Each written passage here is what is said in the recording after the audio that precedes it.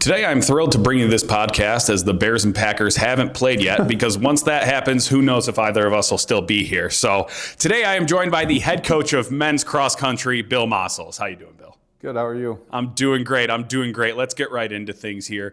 Coach, a little bit of a different look for you this season. We hired Malachi Allgood as the women's cross country and track head coach.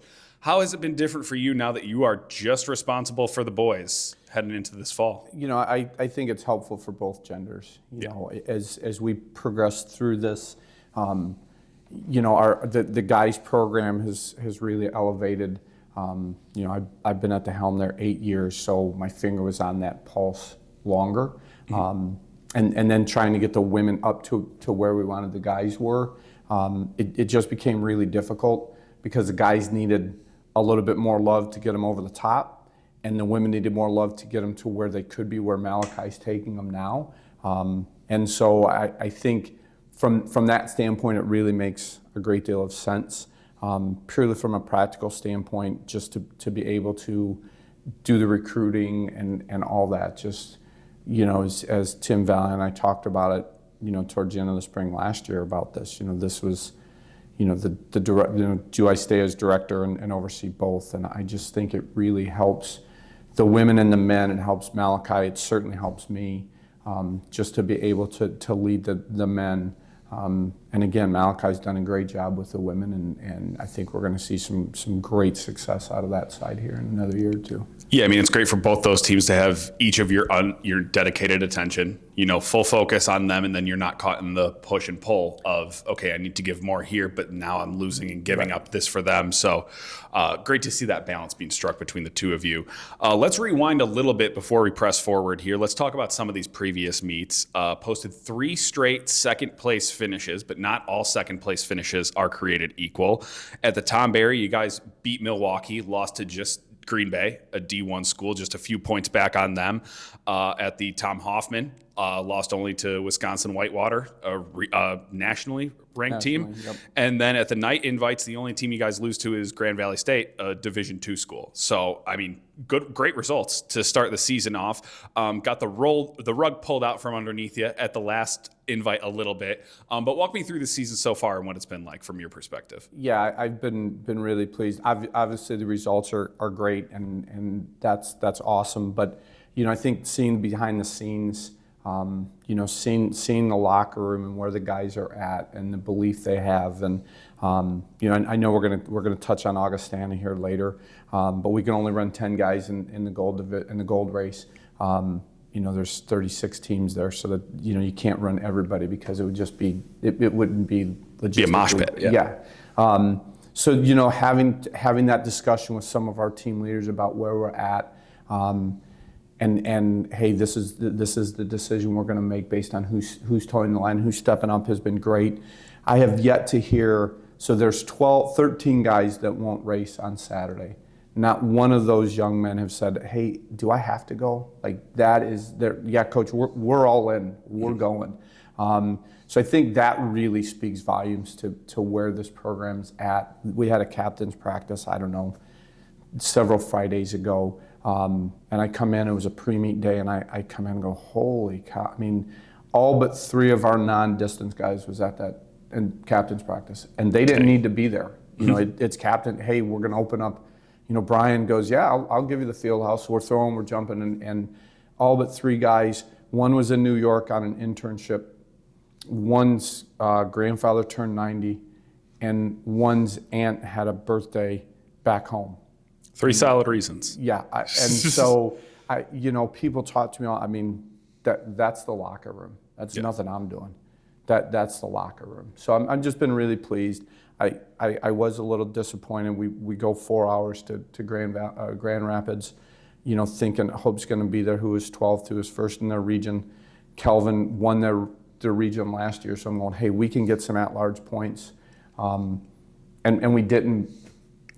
They weren't. Yeah, and you know, people outside of your control. Yeah, people we'll go to Eau Claire. Well, it was Wednesday, Thursday was career fair.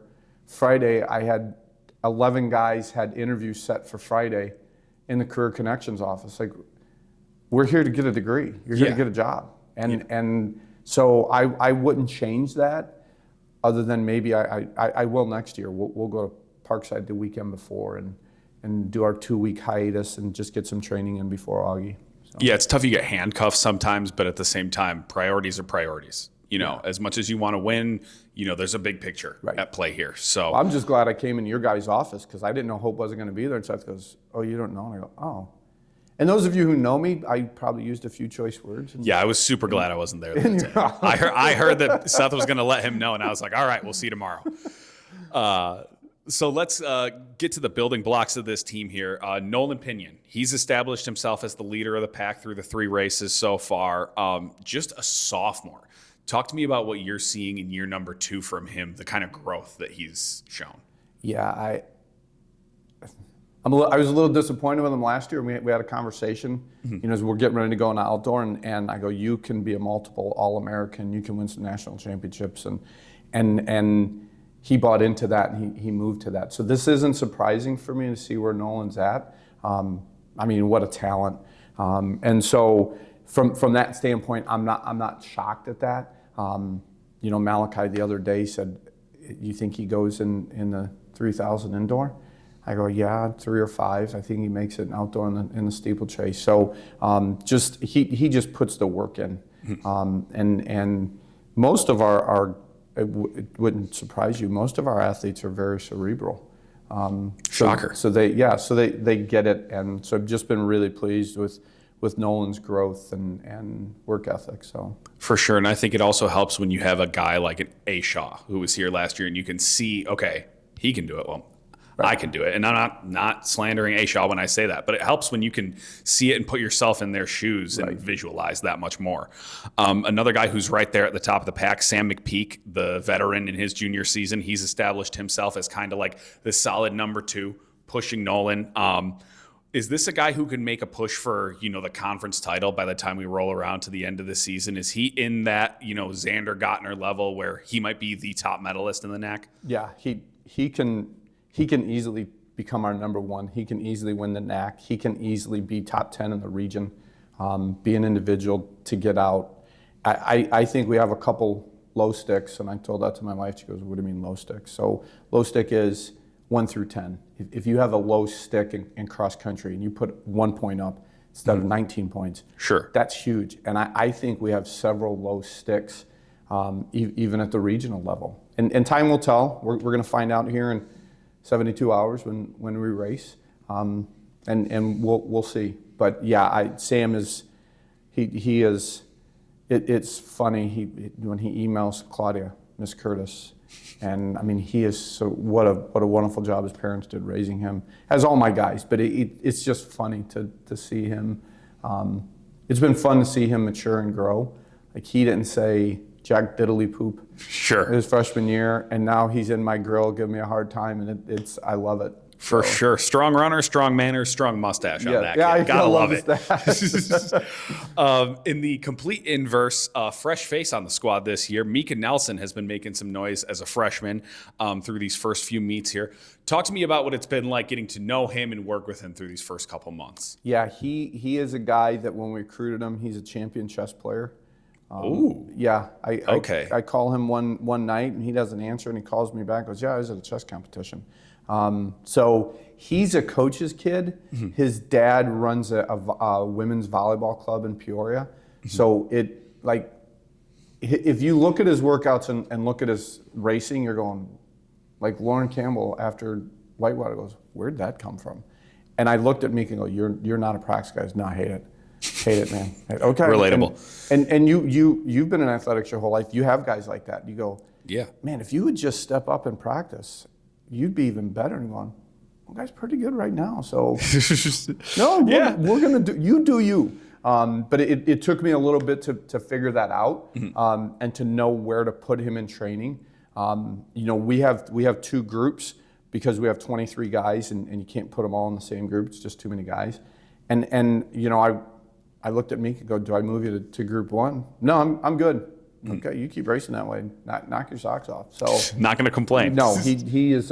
He's been great to see mature and grow and see what we can do with him.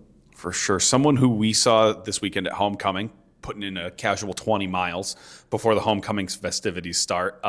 Patrick Lee, and I have to ask, when you watch him, do you get jealous? Because that hair is incredible. It's like Ben Stiller in Dodgeball, feathered and lethal when he's out there. Talk to me about what it's like still just having him around. I liked his hair better outdoor when his girlfriend who's on the tennis team shaved his head like mine. I like that a little bit better. We all know Hannah Trees loves his hair too, so there's that. But Patrick is I mean, he just gets after it.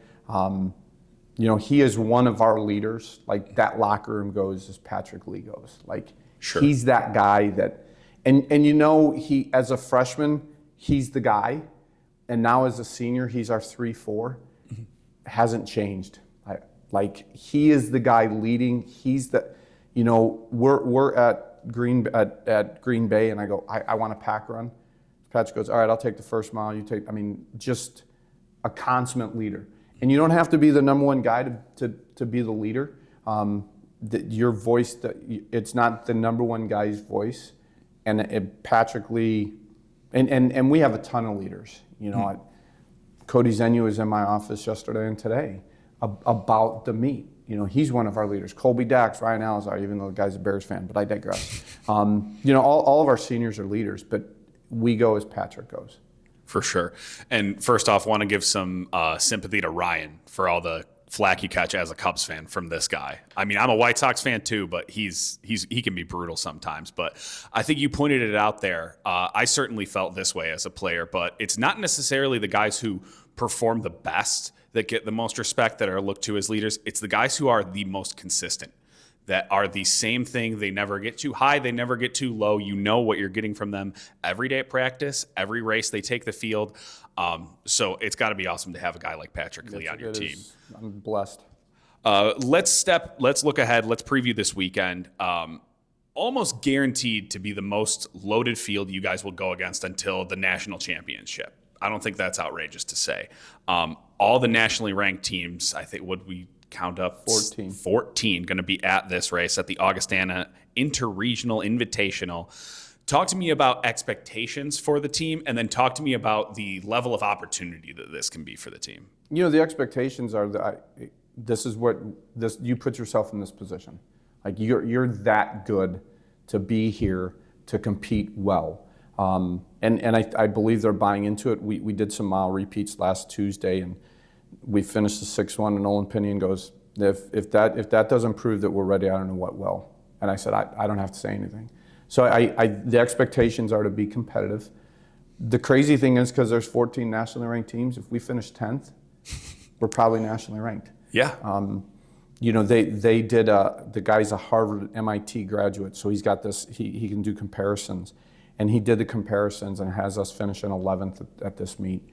And Nolan Pinion's our number one guy at 61.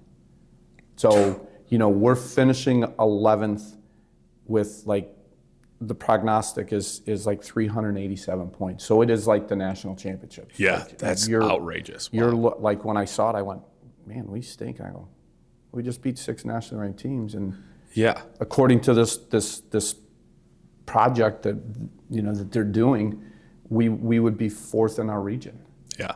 And so, I that will be the theme we taught to the guys. We have a great opportunity, but we don't have to. I tell them all, we don't have to be Arkansas of the 90s. And I say that because during the 90s, Arkansas's program on the men's side won 4 Triple Crowns. They won the national championship in cross, indoor, and outdoor in the same year. So I said, we don't have to be that. We just have to be the Raiders. Like, just go out and execute. So that's where we're at. I think we have a tremendous opportunity. On Monday, the forecast was like 75, so I was a little bent out of shape, and I can't control the weather. And like true weather guessers, now it's down to 68 for a high on Saturday. So, we go off at 11, and we're excited to see what we can do. Well, Coach, hopefully the weather stays in your guys' favor. I know we're all pulling for you back here. Good luck to you and the guys all this weekend at the Augustana Interregional Invitational. Thanks, Greg. I appreciate it.